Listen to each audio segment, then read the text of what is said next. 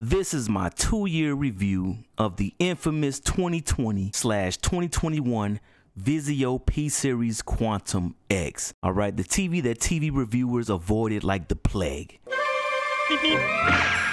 Even though it was outperforming TVs in 2020 that costed twice, even 3 times its cost.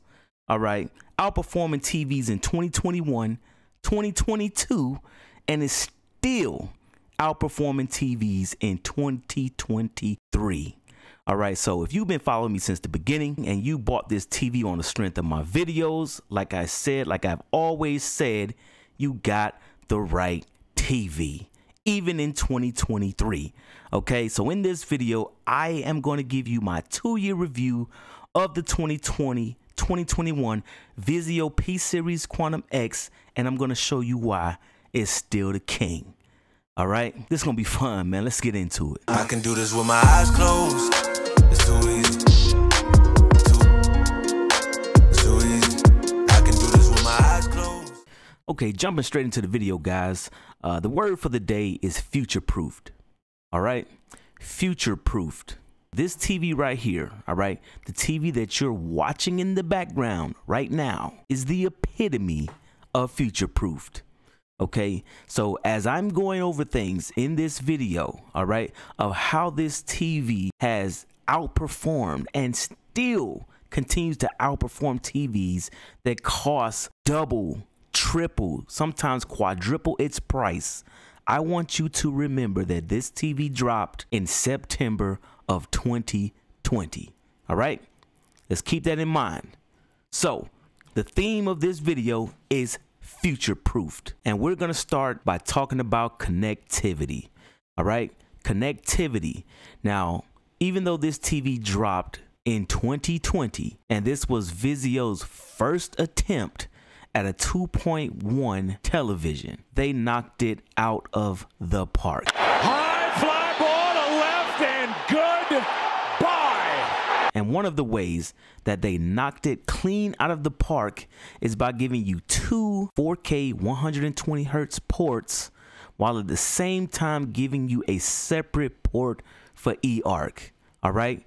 In 2020, TVs failed to do it. In 2021, 2022, and still in 2023, you got TV companies out here that don't have this figured out. Today, we'll be doing a review of the TCL 6 Series 2021, or the R646. We'll be evaluating it on our standardized test bench to see how it performs and if you should buy it. The inputs are located on the right-hand side. There's 4 HDMI ports, 2 of which are higher bandwidth HDMI 2.1 ports for 4K at 120 Hz signals, which we'll talk about later. One of these HDMI 2.1 ports is also used for eARC, or an enhanced audio return channel, that you can connect your receiver or soundbar to play sound from the TV through your external speakers. This unfortunately means that if you use this port for a soundbar, then there's only one HDMI 2.1 port remaining for a new console or PC. Hi, I'm Daigo at TestDriveRatings.com, where we help you find the best products for your needs. Today we're reviewing the Hisense UHD to show you how it performs for various uses. For inputs, there are 4 HDMIs, 2 USBs, a digital optical audio out, a 3.5mm analog audio out, a composite input that requires the included adapter, a coaxial, and an Ethernet port. HDMI 3 and 4 are the HDMI 2.1 ports, but the HDMI 3 is also the eARC port, which means you can only plug in one HDMI 2.1 device if you want to plug in your soundbar through eARC. Welcome back, everyone. I'm Caleb Dennison, and today we are going to unbox, set up, and get first impressions of the Hisense U8H TV. Elsewhere on the back of the TV, we've got 4 HDMI ports, and it appears 2 of them are what we would call HDMI 2.1 ports, but more specifically, 2 are rated for 4K at 120 Hz, one of which is an eARC port, and we've heard this story before, haven't we? Welcome back, everyone. I'm Caleb Dennison, and today we're checking out the Sony A90J OLED TV. I am very excited about this. A lot to see back here, actually, more than with most TVs. Part of that is because of the sound system. There are a couple of low-frequency drivers here with ports, and I mentioned the sound system because Sony says that the sound on this TV has been dramatically improved, and it already sounded great in the first place, so I'm very curious to hear it. Looking forward to that. And then over on the far side, we've got all our HDMI inputs. You'll notice that there are two 4K 120 Hz HDMI inputs. One of them happens to be eARC. I'll talk more about that later. Hello everyone, it's SpawnPoint, and today we are finally unboxing the A95K, which is Sony's latest QD OLED TV. So we have 4 HDMI ports, 2 of these are HDMI 2.0 and 2 are HDMI 2.1. Then one of these are actually labelled eARC. So although that's great if you're using a soundbar or an AVR, it does unfortunately take up one of your HDMI 2.1 ports for your AVR. You know what? I was legit excited. Finally, in 2023, we could put all the complaints about TVs only having 2 full bandwidth HDMI 2.1 ports behind us. What a relief, right? Yeah, well, that's not happening. Before I go on, just let me get this news bomb out of the way in case you haven't already heard. And please, please don't shoot the messenger here. Even though I was very much one of the messengers who got your hopes up in the first place, just please stick with me here, okay? Anyway, here's your news bomb. The promise of high-end 2023 TVs from brands like Sony, TCL, Hisense, and pretty much every other TV brand not named Samsung and LG. The promise of those having 4 full bandwidth HDMI 2.1 ports, that promise has been broken, or it was never real to begin with. And I have zero issue pointing the finger of blame directly at a company called MediaTek, because it is their product, it was their promise, or at least a promise they allowed to propagate, and they did not do what they needed to do to make corrections. So what happened here? Well, let's start by giving credit where it's due. Vincent Teo, who runs the HDTV Test channel on YouTube and whose knowledge and thoroughness I can only aspire to one day attain, that Vincent, like there's any other Vincent.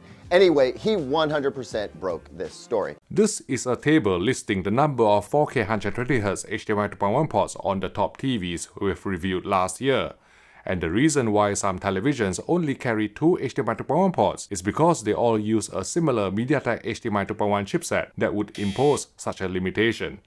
With this in mind, many potential TV buyers have been hoping that in the year 2023, these TV manufacturers will adopt the new MediaTek Pentonic 1000 chipset, which on paper will provide 4 HDMI 2.1 ports, as you can see from the official specifications listed on MediaTek's website when the SoC was first announced. As always, I'm sorry to be the one to have to break the bad news to you. But unfortunately, even the Pentonic 1000 won't give you 4 HDMI 2.1 ports that can do 4K 120Hz in 10-bit HDR. Let's revisit how this affects your TV purchase decision. The first question you have to ask yourself is, do you really need 4 HDMI 2.1 ports that can do 4K 120Hz HDR VRR? Realistically, 4K 120Hz resolution and 48 gigabits per second bandwidth are only needed for playing games. And even a few years after launch, there are only a handful of HDMI 2.1 source devices on the market, such as the Sony PS5, the Xbox Series X, as well as high-end graphics cards from AMD and Nvidia. If you only watch movies from physical media or streaming, if you don't play games, or if you own a PS5 and don't intend to buy an Xbox Series X or a gaming PC while using eARC functionality, which usually occupies one of the 2 HDMI 2.1 connections, then I would argue that you don't really need 4 HDMI 2.1 ports, all capable of 4K 120Hz HDR VRR.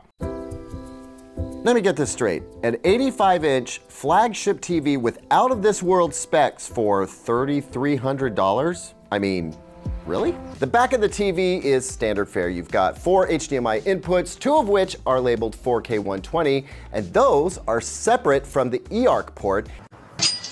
And that has me encouraged that either this TV has 4 HDMI 2.1 ports, or it has ensured that you get 2 HDMI 2.1 ports separated from the eARC port, either of which is a better scenario than sharing one of just 2 4K 120 ports with the eARC port.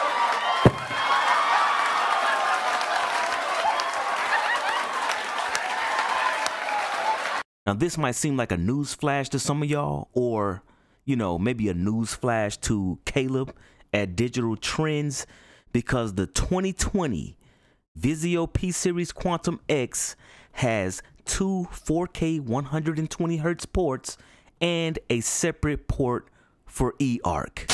Hey, can you see me all right? Yeah? Good. Welcome back, everyone. I'm Caleb Dennison, and yes, this is a very big box. Caleb used for scale.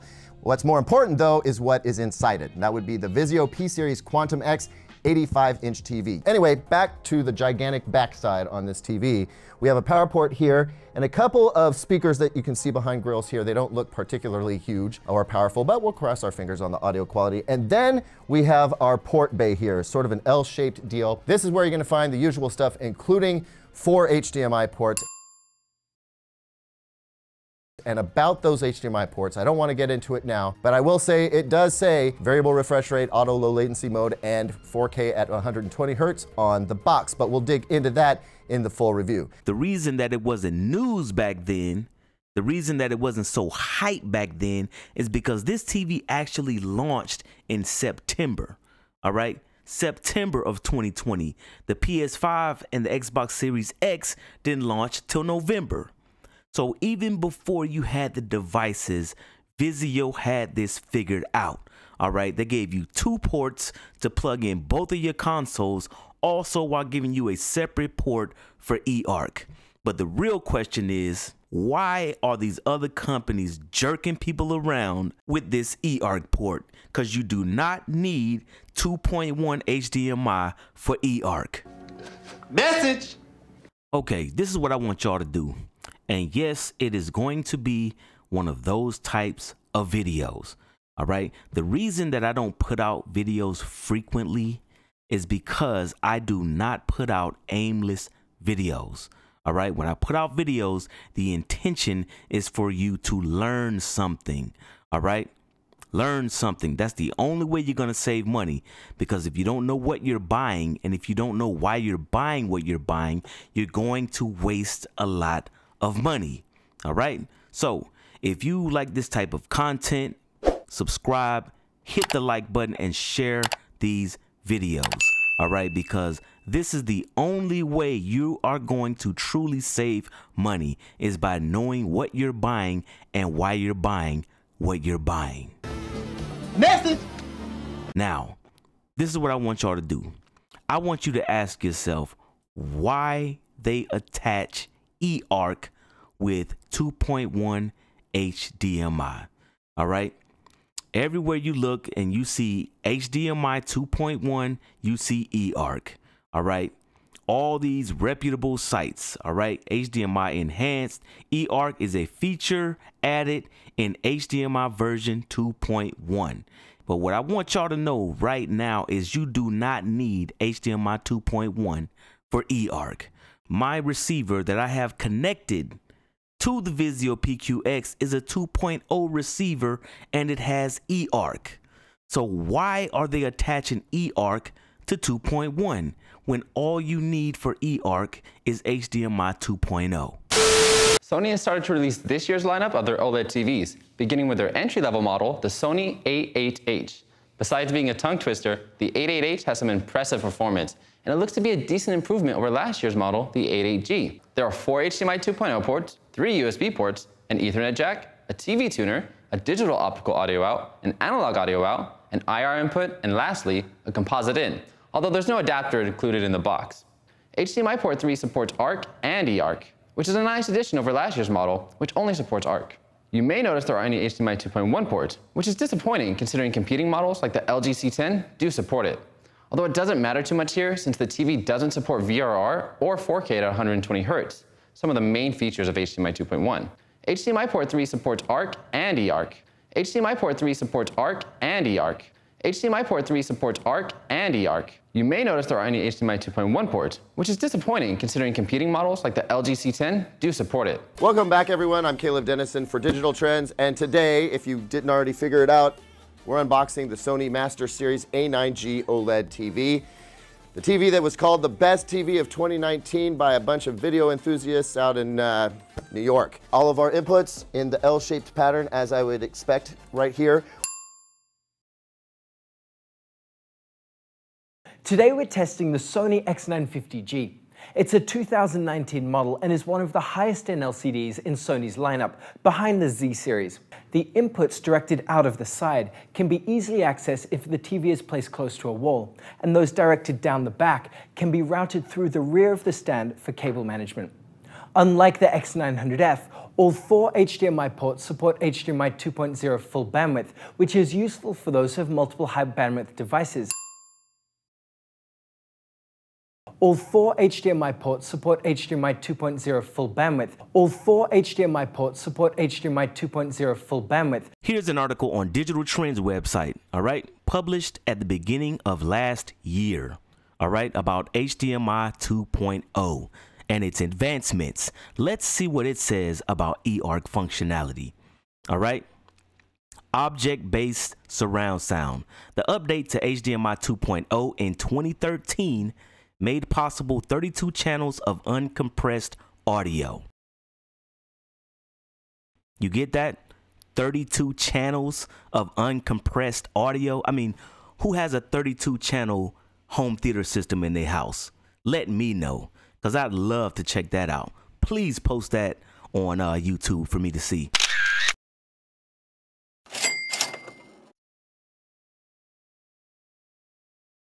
What's up, guys? Now, in case you missed the original unboxing video, I'm just going to go ahead and give you a quick recap. Well, this is going to be a little different though. The original video featured an altitude 16, this one is the altitude 32. There are some differences which I'll point out as we go. Up front is the volume dial, mute, and power buttons, and the Trinov logo is engraved into the thick aluminum faceplate. Slightly off center is the display with direct source selection inputs on the bottom. On the right is the selection dial and buttons for back, select, and menu, and there's also a 1/4-inch headphone jack on the lower corner. Around back you have 7 HDMI 2.0 inputs and 2 outputs.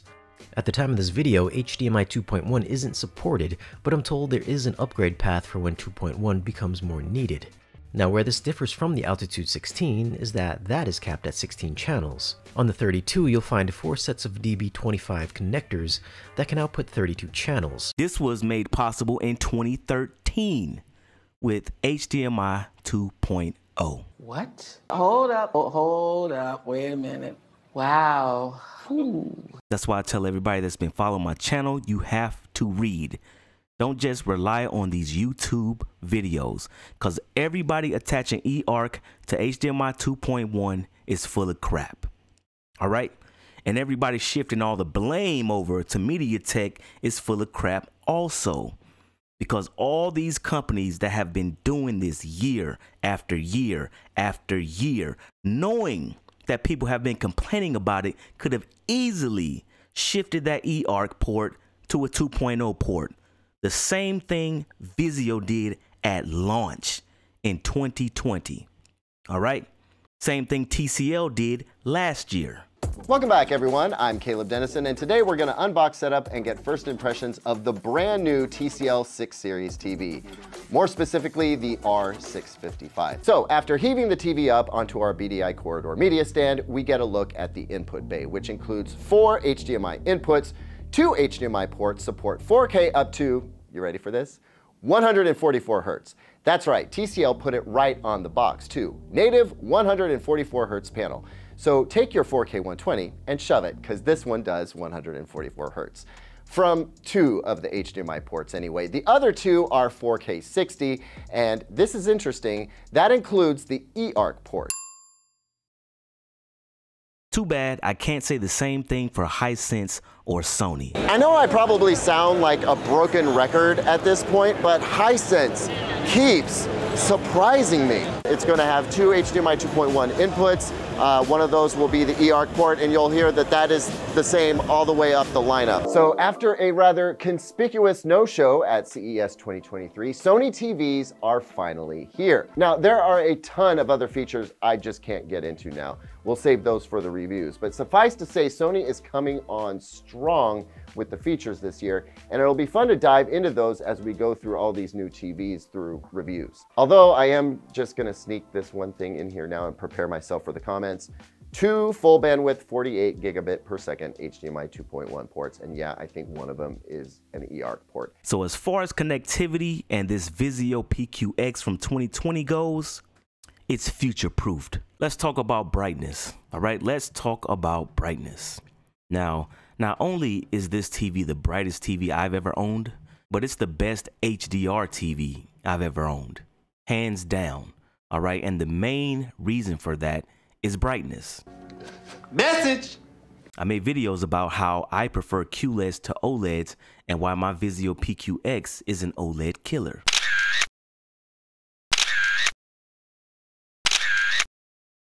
I got so much flack from the OLED community, all right? Everybody in the comments section telling me I should see the LG CX. The LG CX is the best HDR TV out there.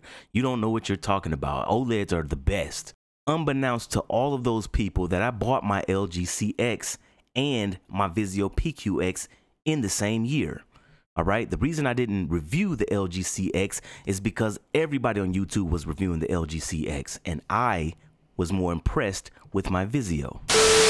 All right, we are going to jump straight into the video. Those of you that are new here, I've been doing a series of videos, QLED versus OLED, and why I personally prefer QLEDs. And this is going to be the 4th video in that series. But you know what the OLED can't do? It can't match the QLED. Nope, can't do it. It's already maxed out, right? So when you see scenes like this, and y'all telling me my videos are fake, nope, my videos aren't fake. That's the difference in having a TV that can show highlights, right? Everything looks better. I mean, just look at the difference in the whites. Look at the difference in the whites, all right? That white range is where your QLED shines. And right now, I have the brightness turned down. But this is what white really looks like. See that? That's white. That is white, all right? That's white, all right? The OLEDs can't produce the colors that the QLED produces because it doesn't get bright enough, because it gets capped. Here's your LG CX, your Vizio OLED, and the Sony A8H. And they all share the same problem. They're all dimmer than the QLED. And I don't care how much you want to measure it, man. This looks more like real life. That's why they say QLEDs are like looking out of a window. And these look like you have sunglasses on. This is more representative of what you will see when you walk outside of your door. All right? Let's just play the video a little bit. Look at that. I mean, just look. Look at the highlights. It's not just the whites. The greens are different. The skin is different. The hat is different. All of the colors are different. It affects your overall picture. All right? I've been playing Madden 22. Looks better on the QLED. I've been playing 2K22. Looks better on the QLED. Videos are on the way. I got a lot of video comparisons because all of the comparisons that people do when they do these, they're comparing the QLEDs to OLEDs, but they never compare the OLEDs to QLEDs. All right. They want to pull up star fields and talk about the blooming of the QLEDs, but they don't want to pull up a scene like this and talk about the brightness limitations of the OLEDs. It got so bad that I had to make a video called "Does Brightness Really Matter?" Because people were so preoccupied with black levels that they were missing the big picture, all right? The brighter TV is not only going to give you a brighter picture, it's going to give you brighter colors, all right? Better colors, better HDR impact, better SDR, better gaming. And I showed this many, many times in many, many videos, proving that the brighter TV was better. Message! Well, all those videos just aged like wine. Because the buzzword for TVs in 2023 is brightness. So what you see right here is kind of the building block of the improvements that have been made to the QD OLED panels in 2023. And it looks simple, but it has a dramatic effect. So what you see on the left is sort of a mock-up of the Gen 1 blue OLED compound that was used in the 2022 panels. What you notice on the right, with the Gen 2, things are much, much brighter, and that is because of a higher efficiency. So that increased blue light output from that new efficient blue OLED compound may actually sound like a small thing, but it has this ripple effect that just kind of grows and grows and grows until ultimately we get to higher light output and higher color luminance. And this is a great example of that. Okay, so let's get down to brass tacks. What is that higher efficiency of the blue compound, the higher luminance of that blue compound actually translates to? Well, don't forget that with a quantum dot OLED, that blue OLED compound is exciting red and green quantum dots. And the more luminance that blue compound puts out, the more excited those red and green quantum dots become. And what that means is higher color volume and higher color purity.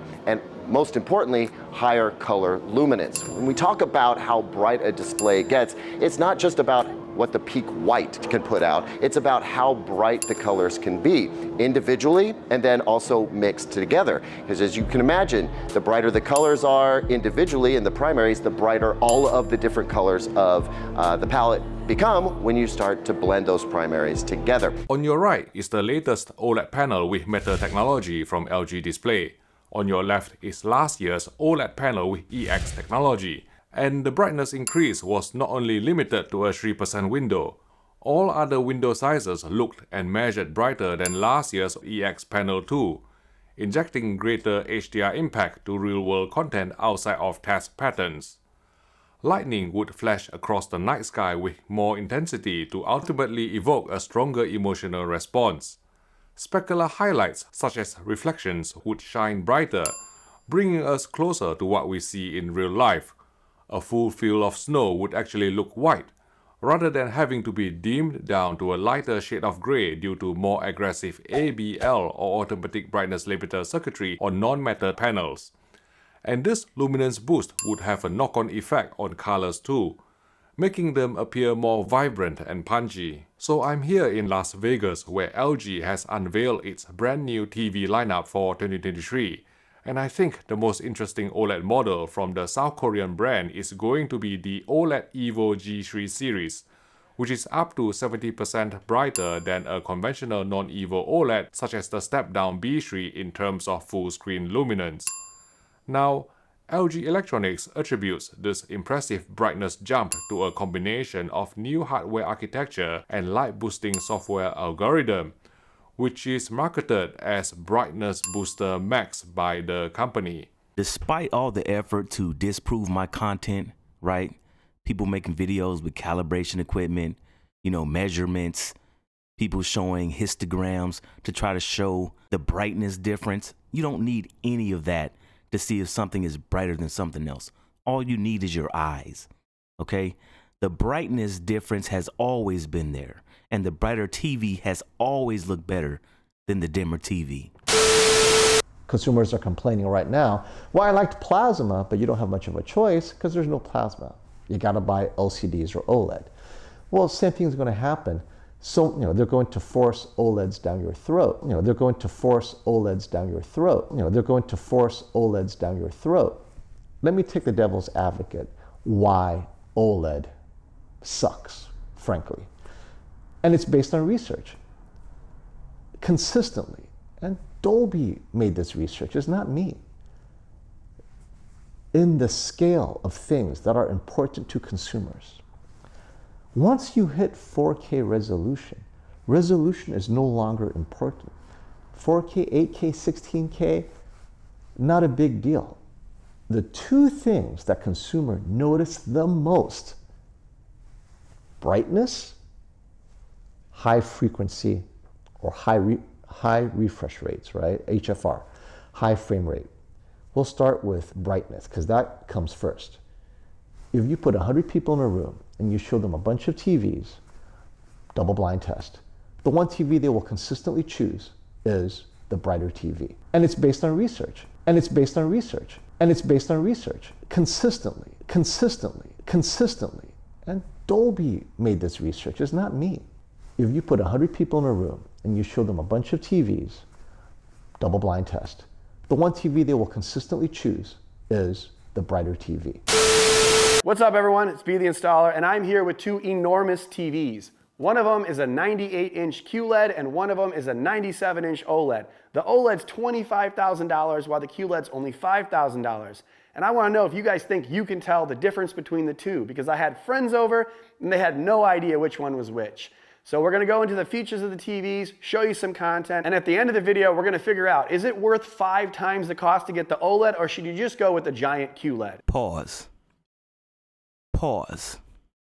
Now, to the average consumer, right? To the average consumer, this TV right here is going to look more expensive than this TV right here. You know why? Because it's brighter. Now, if you watch YouTube videos and if you follow this space, you automatically know that this is the OLED. Why? Because it is dimmer than the QLED, right? Because on the QLED, you're going to get a brighter picture. You're going to get brighter colors. Look how much more vibrant this picture is. This actually looks like sunlight. All right. This actually looks like it looks when you're outside. All right. This is more representative of what real life looks like. Right. Everyone that knows the difference between an OLED and a QLED, right, knows that this is the more expensive TV. But what does the average consumer think the more expensive TV is? Which is why he said that in his intro, right? He said that his friends couldn't figure out which was which because they represent the average consumer. And the thing that hits your eyes first is brightness. They actually thought this TV was the $25,000 TV because it looked better, right? With your eyes. Not measuring equipment, not histograms, not people making all these videos trying to convince people that this is a better TV. To the average consumer, just looking at it, eyeballing it, watching content, what did the installer's friend say about which was the more expensive TV? I had friends over last night, and when they came in, they thought the TCL was the $25,000 TV just because it was brighter, more vibrant, just because it was brighter, more vibrant, just because it was brighter, more vibrant. And at the end of the day, that's really what catches people's eyes. They thought the TCL was the $25,000 TV. So when it comes to the 2020 Vizio P-Series Quantum X, one of the brightest TVs ever made, and why I made all of those videos of why I prefer QLEDs over OLEDs, all right? Why I made a video called Does Brightness Really Matter? I rest my case. It's future-proof. But hold on, wait a minute. What about QD OLEDs? See, that was a TCL versus a WOLED, right? What about the QD OLED? For those of y'all that are going to ask me this in the comments section, let me get this straight. I got a lot of pushback for preferring QLEDs to OLEDs. And then QD OLED comes out and people automatically prefer QD OLED over OLED, while at the same time saying the QD OLED looks more like QLED.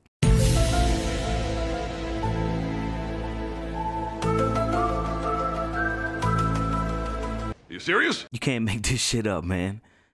Make it make sense, right? What you really should be asking yourself is, how do you confuse a $5,000 TV with a $25,000 TV? A TV that costs 5 times the cost. How do you get that confused? Message!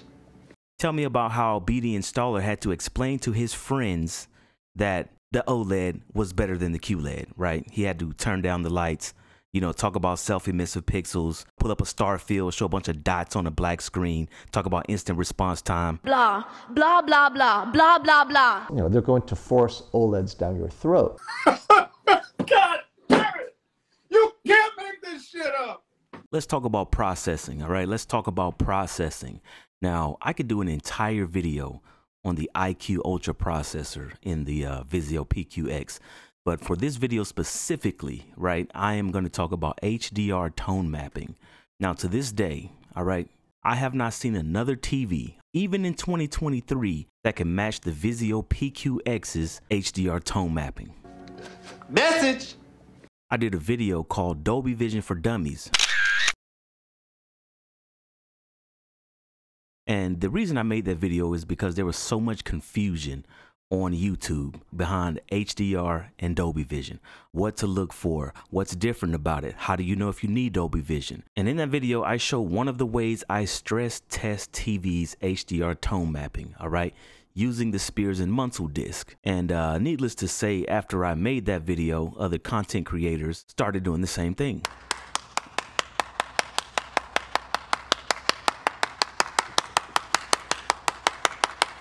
In which I appreciate, because when I'm in the market to buy a new TV, I like to base that decision on objective facts rather than subjective opinions. Message! Despite the praise that the top three gets, LG, Samsung, and Sony, for their processing every year, none of them can hold a candle to the 2020 Vizio PQX when it comes to HDR tone mapping. Just look at Sony, all right? Sony is supposed to be the gold standard for processing. All you've heard about the past few years is how the XR processor is so superior, how it has the best processing. Let's just see how that holds up when you put it to a real test.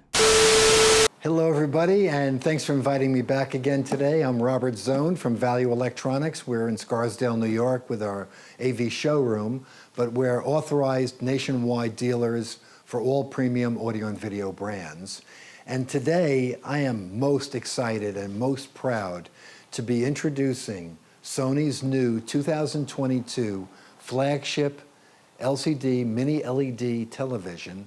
This is the very highly acclaimed XR second generation processor that's integrated into their brand new 2022 mini LED display, a new panel that's brighter and blacker than we've ever seen before, and has the famous backlight master drive.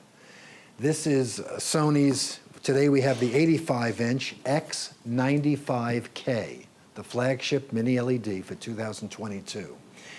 I am very, very, very optimistic on this model. I have spent a lot of time with it at Sony headquarters.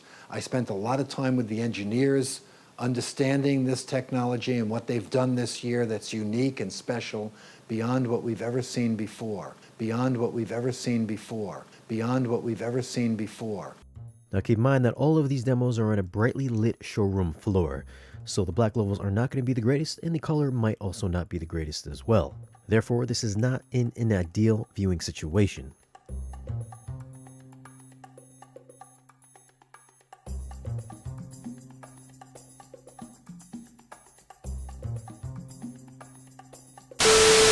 We're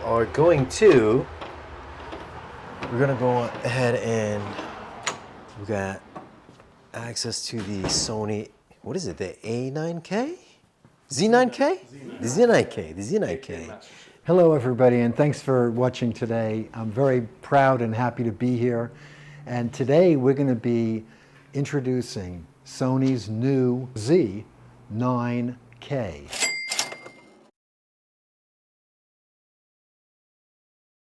This is an 8K mini LED Master Series television. This TV has the backlight master drive brought back again. It has a very, very high peak lumens that maintains all of the detail of the contrast of the highest peak luminance. It has a very, very high peak lumens that maintains all of the detail of the contrast of the highest peak luminance.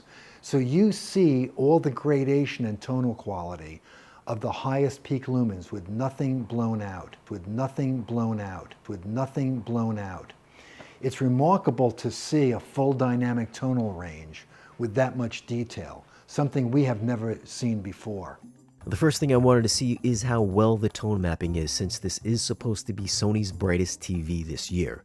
The first one is the 10,000 nit demo, and of course the TV looks all blown out. With nothing blown out, with nothing blown out, with nothing blown out. The second one is 4,000 nits, which looks pretty much the same as the 10,000 nit demo. At 2,000 nits, it starts to look better, but it's still pretty blown out, although there is more detail in the background and in the grass. At 1000 nits, this looks just about perfect, and of course, 600 nits looks the same as 1000 nits. At 1000 nits, this looks just about perfect, and of course, 600 nits looks the same as 1000 nits.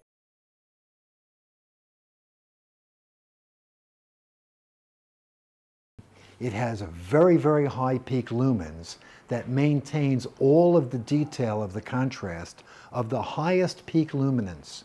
So you see all the gradation and tonal quality of the highest peak lumens with nothing blown out. It's remarkable to see a full dynamic tonal range with that much detail, something we have never seen before.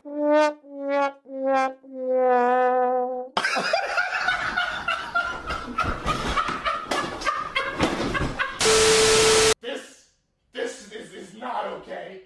This needs to stop now. On the left is the Sony A95K.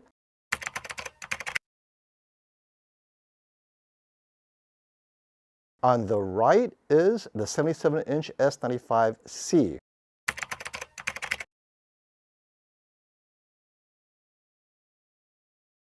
And if you guys want to compare what it looks like at 600 nits, if there's any difference in detail, this is what it looks like.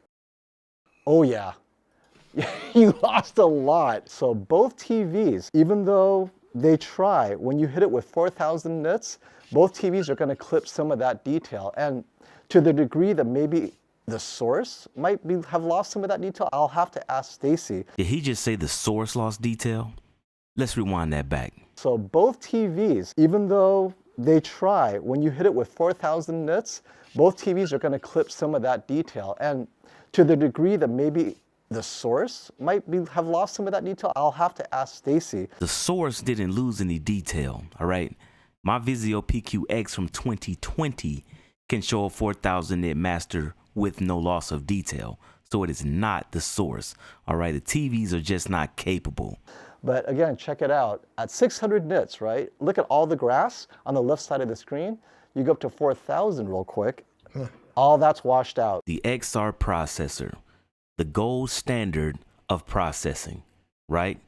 X95K, Z9K, A95K, the new Samsung S95C. Does not matter how much more money you spend, you're still getting the same results. Message! When I made videos and I was telling you guys that my Vizio P-Series Quantum X has the best, most detailed, brightest picture that I've ever seen in HDR, this is the reason why. This is the PQX at 1,000 nits. This is the PQX at 2,000 nits. This is at 4,000 nits. And this is at 10,000 nits. That's right. Now, I know some of you in the comments section, a lot of y'all watching, because I get a lot of those trolls that like to come here and say my videos are fake, which if everyone did this, then I wouldn't have to make videos like this. Message! Right?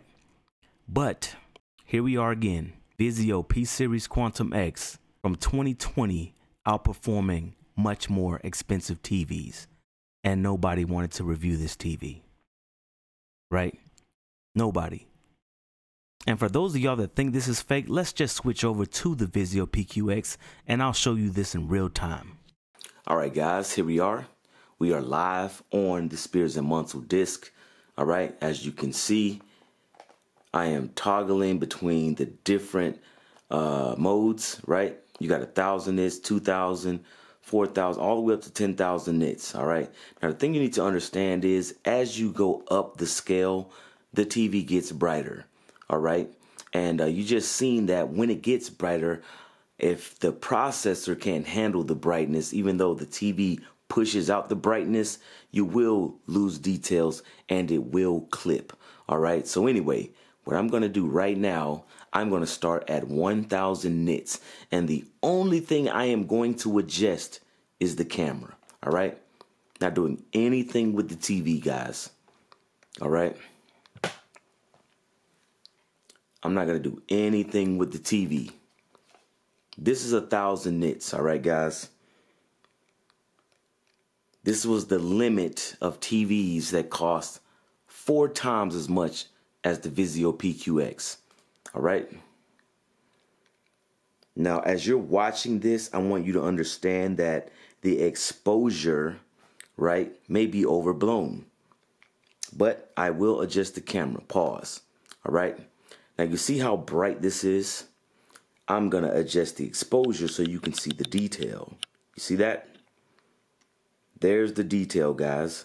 So even though I had to reduce the exposure so you could see that all the details are there at 1,000 nits, like on all the other TVs, right? Where everything was also visible. This is about the brightness that I'm seeing on the TV. So the camera will show you the brightness, but it won't show you the detail at the same time. So I will reduce the exposure so you can see the detail. All right. Now, with that in mind, I am going to stop it. All right.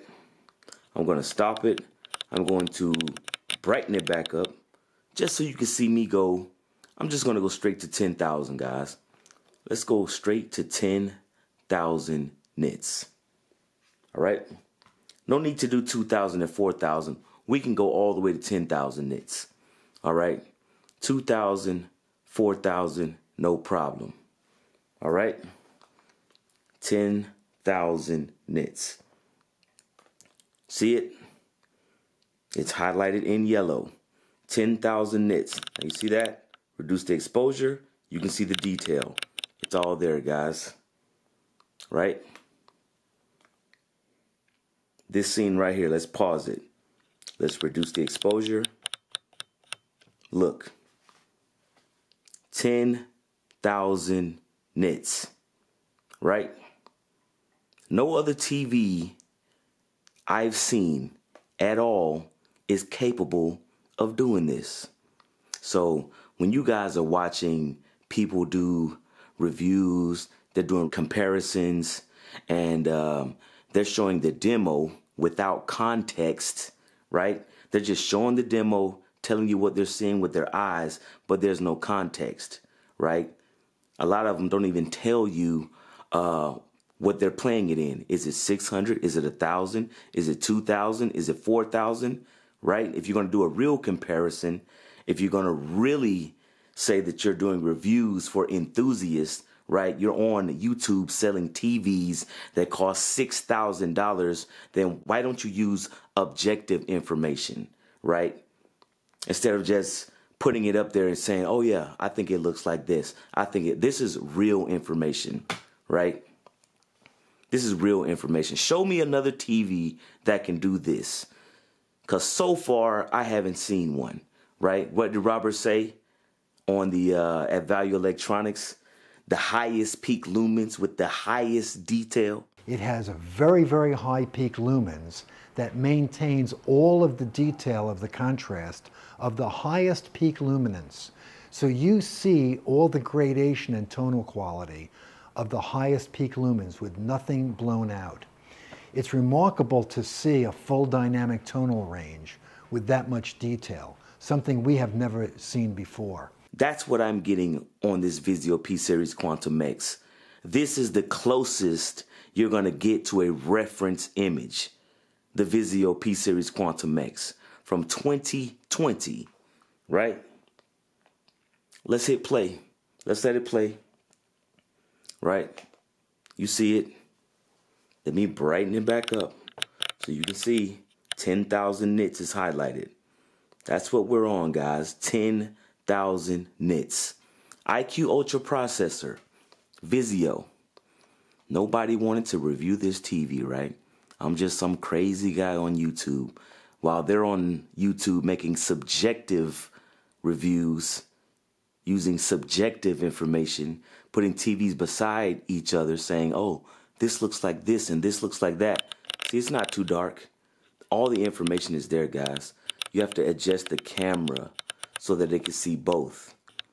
But even in those comparisons I showed you guys, they told you out of their own mouths that they were blown out. Nothing here is blown out, guys. You see this detail? Look at it. Nothing's blown out. Look at all the grass, right? Pause. Look at this. Every blade of grass. 10,000 nits. Right? This is the closest that you're going to get to a reference HDR image. And people just let this TV just go under the radar. So if you were lucky enough to get one of these TVs and you've been watching my videos, trust, you've been getting an HDR experience unlike anyone has ever seen. You actually were telling the truth. I do that quite a lot, yet people are always surprised. Not only are you getting an HDR experience unlike anyone has ever seen, you're also getting all of the HDR formats: HLG, HDR10, HDR10 Plus, and Dolby Vision, right? I see a lot of people on the fence. Should I get Dolby Vision? People making videos, do I need Dolby Vision? I can't live without Dolby Vision. Well, I don't think you need Dolby Vision. With this TV, it doesn't matter, right? You don't have to choose. You got all the HDR formats. So whatever content comes out, you'll be able to watch it in the best way possible, right? If it's HDR10, you got it. HLG, you got it. HDR10 Plus, Dolby Vision, you got it. 100% future proof. Nice. All right, guys, we're going to close out this video talking about gaming. All right, talking about gaming. Now, gaming was one of the main reasons I purchased this TV. All right, HDMI 2.1, next gen consoles, 2 120 hertz ports, and a separate port for eARC. Like I said at the beginning of the video, right? Because I can't tell you how frustrated I would be if every time I wanted to switch my consoles, I had to get up out of my seat and switch HDMI cables. All right. Not only do I use this with the Xbox Series X and the PS5, but I also use it with an AV receiver. All right. I'm getting Dolby Atmos surround sound while I'm gaming. All right. So that's first. Next, this TV supports 120 hertz, full color 444, HDR, and VRR at the same time with a fully functioning local dimming algorithm. Message! Every TV on the market, whether it was Hisense, whether it was TCL, Sony, Samsung, they all struggled with this. Vizio was the only TV that had a fully functioning local dimming algorithm with VRR from the beginning. All right, 2021, 2022, and you have TVs in 2023 that are just beginning to do what the Vizio TV has done the whole time. It's facts! It's facts! It's in our facts. These sites is in our facts. It's in our facts. So, did you see FOMO's stream earlier? But the today? Yes, today. The Sony X900H and its VRR situation. Oh, nope. I'm not caught up. I am not caught up. So pretty much they had to pull the update because it was breaking local dimming. That makes sense. I mean, so the TCL doesn't work with local dimming and VRR. So, and the Hisense didn't work with local dimming and VRR. And Samsung struggled with it for a while, and now it finally works. But that makes sense because it seems like they can't get those two things to play nice together. Let's talk about the washed out picture quality because a couple of commenters here are saying, wait, how can Hisense or TCL have VRR and Sony only now rolling it out? And what they fail to understand is I have the Hisense, I have the TCL. When I turn on VRR, the image quality suffers. And Sony is trying not for it to suffer. It doesn't mean it'll successfully do it because it's hard. If you have either the U7G, U8G, or the TCL, the new one, the R646, yes, they have VRR. But if you turn on the VRR, your local dimming algorithm drops a noticeable notch in terms of contrast ratios, deep blacks. And I accept it. I go, this is what it is, right? So at worst, Sony could only do as well as the other brands. At best, maybe they do it a little bit better. When people say, I want VRR, they keep on forgetting. VRR could be an excellent implementation, and it could be a bad one. Remember, Samsung had VRR for the last 2 years, but it wasn't working very well. People kept it off. This year was the first year that Samsung's VRR was actually pretty good, right? And it took them 2 generations to get VRR correct. And so this is Sony trying to do their VRR, and if they don't get it right, this is what it is. It's their first generation. People shouldn't be surprised and expect perfection, because VRR is first a very difficult technology, right? You're coordinating a refresh rate of your TV with the content, with the game, and with the frame rate. That's not easy to do. Monitors, dedicated gaming monitors can do it. This is still a TV. Now, those clips y'all just watched are from videos that I have already put out, right? This is all the information that was out during the time when I didn't have any of those issues on my Vizio PQX, right? I was making videos telling everybody why the Vizio PQX from 2020 is the best gaming TV, right? And the whole time I was making those videos, all of these people, even though they watch my videos, right, they were ignoring the Vizio PQX, right?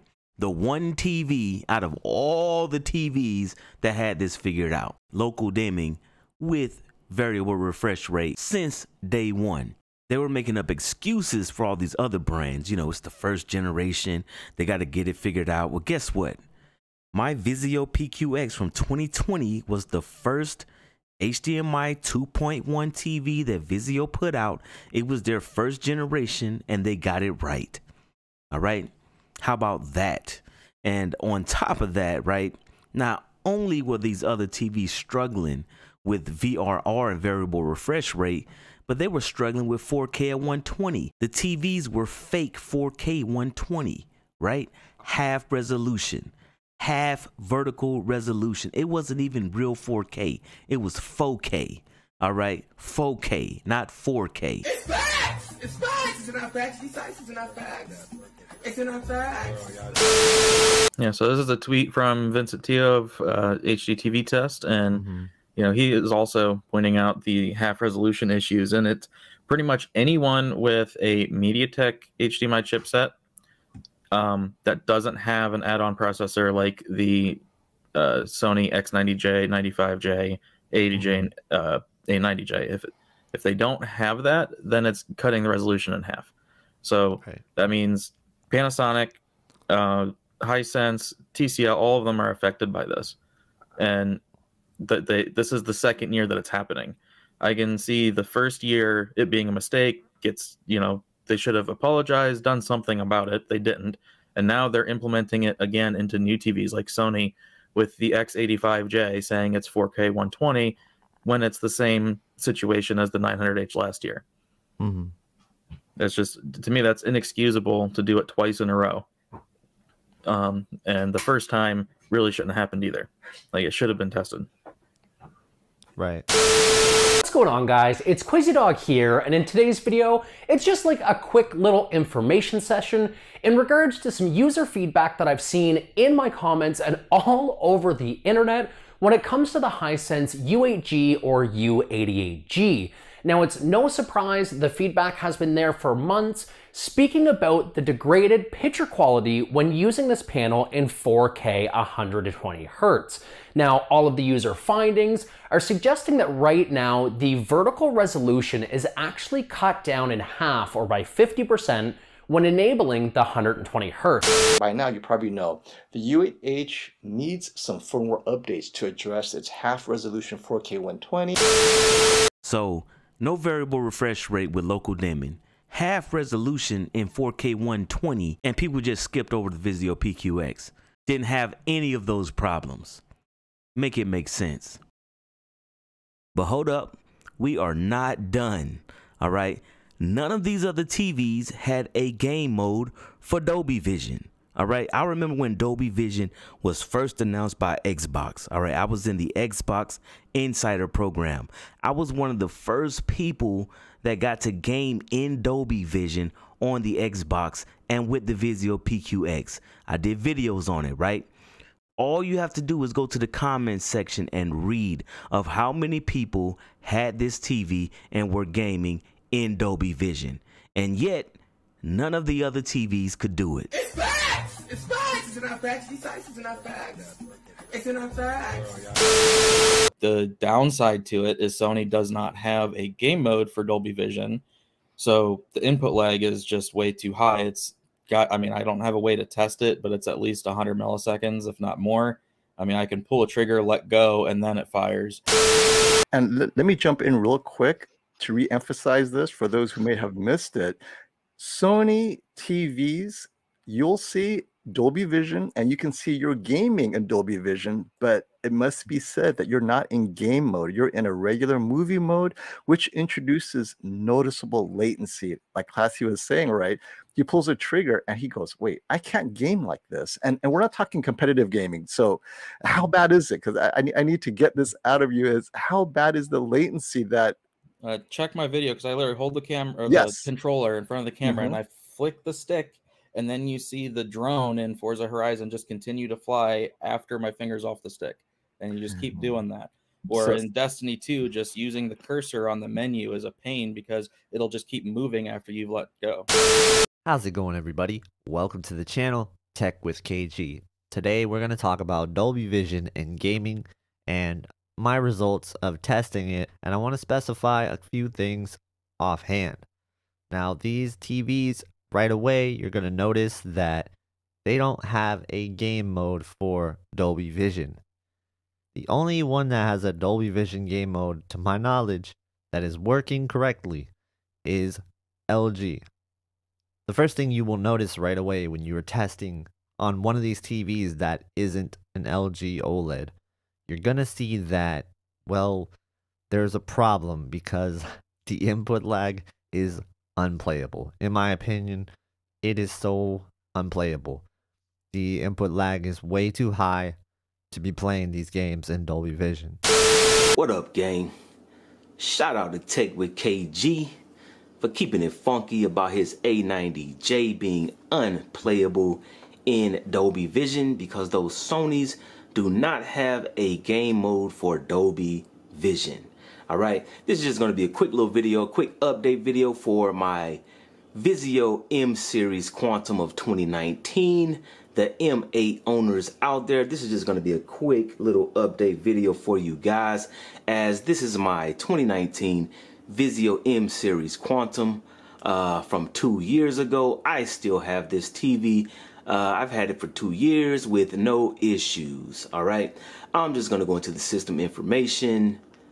Let's go down here, and I just want you guys to see that we are in fact, right, on my Vizio M558-G1. All right, this is my M Series Quantum from 2019. The firmware version is 6.0.109.4-3. All right, we're gonna hop out of that and we are going to go into the picture settings. And as you can see here, we are gaming in Dolby Vision and we have a game mode. All right, we have a game mode on a TV that came out 2 years ago. All right, when I bought this TV, it was a beast, and it just gets more beastly as this TV, you can game in Dolby Vision and game low latency is on.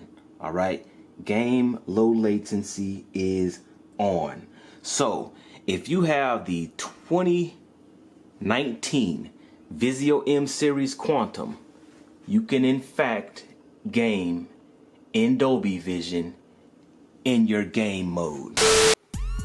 Okay guys, just like I showed you in the intro, this is the Vizio M Series Quantum of 2019. I'm gonna go ahead and hit the info button so you can see at the top that we are in Dolby Vision. Right, we are in Dolby Vision. Now, the Vizio M Series, because it is a 60 Hertz panel, it only supports 60 FPS gaming, but most of your games, most of your next gen games, to take full advantage of them, most of them will be in 60 FPS. All right, for you to get the ray tracing, the highest graphics, graphical fidelity, most of those games will be in 60 FPS.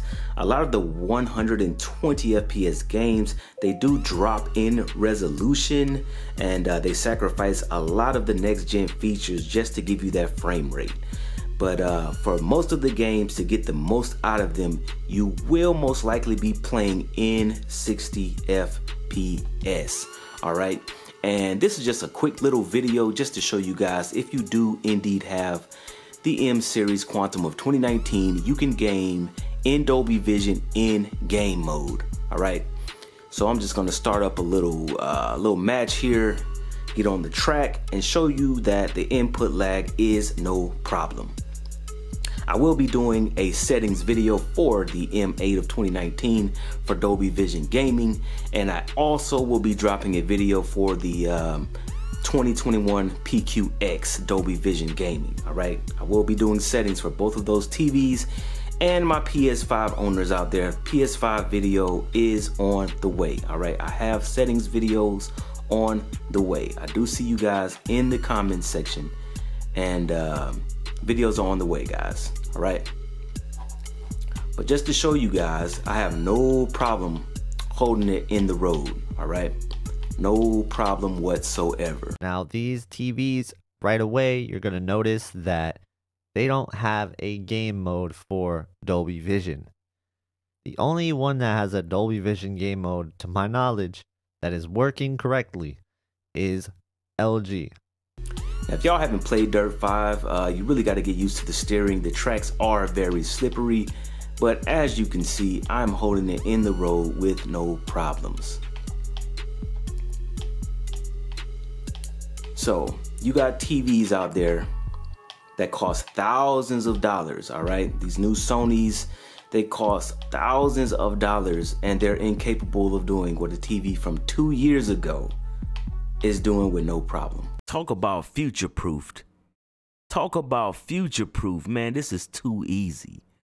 This is way too easy, because all I have to do is go back into all of my old videos, everything I've been telling y'all about this TV since the beginning. I can just go back into that information and it's relevant today. Message! Sony has taken the reps of its 2023 Bravia TV lineup, spearheaded by the flagship A95L Master Series QD OLED, followed by the X95L Mini LED TV and the A80L series of WRGB OLED, which doesn't use an MLA panel. Let's start with the Sony A95L, which is the world's first QD OLED TV to support 4K 120Hz Dolby Vision gaming, thanks to the inclusion of the new MediaTek Pantonic 1000 chipset within the Bravia XR processor. However, as mentioned in my CES scoop, the Pantonic 1000 will only be equipped with two HDMI 2.1 ports capable of FRL or fixed rate link signaling for 4K 120Hz gameplay in HDR VRR. And so it proved on the Sony A95L, where only 2 out of 4 HDMI connections are HDMI 2.1, of which one is the eARC port. Sony finally now has a game mode for Dolby Vision. TVs haven't even dropped yet. Coming out in 2023 with their new Pantonic chip from MediaTek. They have Dolby Vision for gaming, something that my 2019 M series can do. All right, so in conclusion, guys, I'm not going to push this video on any further. This TV is future-proofed. All right, I haven't seen any reason whatsoever for me to go out and buy another TV. All right, granted, LG does have 120 Hz Dolby Vision gaming. All right, this Vizio does not do Dolby Vision at 120 Hz. It does it at 60 Hz. But like I said in the beginning of the video, right, brightness, I cannot game on my LG OLED. It looks so dull and boring to the point to where I don't even know why people recommend OLEDs for gaming. All right, if you put an OLED beside a QLED and you're playing a video game, it is going to be evident that gaming on the QLED is better. I don't care what anybody says. If you like gaming on your OLED, hey, salute to you. No shade, no hate. But my Vizio P Series Quantum X, not only does it give me the ultimate gaming experience, but I also have that HDR tone mapping up to 10,000 nits. All right, I did a video on it. The same superior HDR tone mapping I'm getting in movies, I'm also getting in gaming. All right, and it is unmatched. Show me another TV that can do this. So if you made it this far in the video, right, this is my 2-year review of the 2020 Vizio P-Series Quantum X. This TV has been a phenomenal TV from the beginning. Connectivity, brightness, HDR, gaming, it is phenomenal, and it is 100% future-proof. All right, so everybody out there that's always asking me in the comment section when I'm gonna buy another TV. Buy another TV for what? Till the next video.